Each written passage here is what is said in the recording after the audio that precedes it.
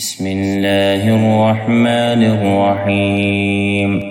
والنجم إذا هوى ما ضل صاحبكم وما غوى وما ينطق عن الهوى إن هو إلا وحي يوحى علمه شديد القوى ذو مرة فاستوى وهو بالأفق الأعلى ثم دنا فتدلى فكان قاب قوسين أو أدنى فأوحى إلى عبده ما أوحى ما كذب الفؤاد ما رأى أفتمارونه على ما يرى ولقد رآه نزلة أخرى عند سدرة المنتهى عندها جنة المأوى إذ يغشى السدرة ما يغشى ما زاغ البصر وما طغى لقد رأى من آيات ربه الكبرى أفرأيتم اللات والعزى ومناة الثالثة الأخرى ألكم الذكر وله الأنثى تلك إذا قسمة ضيزى إن هي إلا أسماء سميتموها أنتم وآباؤكم ما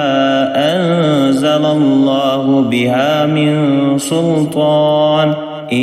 يتبعون إلا الظن وما تهوى الأنفس ولقد جاءهم من ربهم الهدى أم للإنسان ما تمنى فلله الآخرة والأولى وكم من ملك في السماوات لا تغني شفاعتهم شيئا إلا من بعد أن يأذن الله لمن يشاء ويرضى إن الذين لا يؤمنون بالآخرة ليسمون الملائكة تسمية الأنثى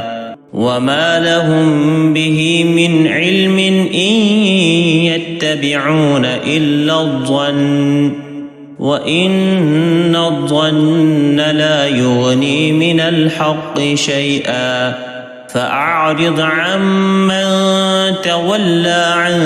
ذكرنا ولم يرد إلا الحياة الدنيا ذلك مبلغهم من العلم إن ربك هو أعلم بمن ضل عن سبيله وهو أعلم بمن اهتدى ولله ما في السماوات وما في الأرض ليجزي الذين أساءوا بما عملوا ويجزي الذين أحسنوا بالحسنى الذين يجتنبون كبائر الإثم والفواحش إلا اللمم إن ربك واسع المغفرة هو أعلم بكم إذ أنشأكم من الأرض وإذ أنتم أجنة في بطون أمهاتكم فلا تزكوا أنفسكم هو أعلم بمن اتقى أفرأيت الذي تولى وأعطى قليلا وأكدى أعنده علم الغيب فهو يرى أم لم ينبأ بما في صحف موسى وإبراهيم الذي وفى ألا تزر وازرة وزر أخرى وأن ليس للإنسان ما سعى وأن سعيه سوف يرى ثم يجزاه الجزاء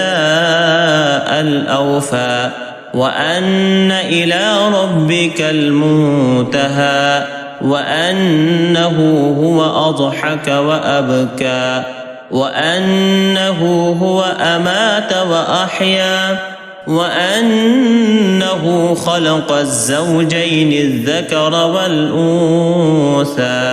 من نطفة إذا تمنى وأن عليه النشأة الأخرى وأنه هو أغنى وأقنى وأنه هو رب الشعرى وأنه أهلك عادا الأولى وثمود فما أبقى وقوم نوح من قبل إنهم كانوا هم أظلم وأطغى والمؤتفكة أهوى فغشاها ما غشى فبأي آلاء ربك تتمارى هذا نذير من النذر الأولى أزفت الآزفة ليس لها من دون الله كاشفة أفمن هذا الحديث تعجبون وتضحكون ولا تبكون وأنتم سامدون فاسجدوا لله واعبدوا صدق الله العظيم.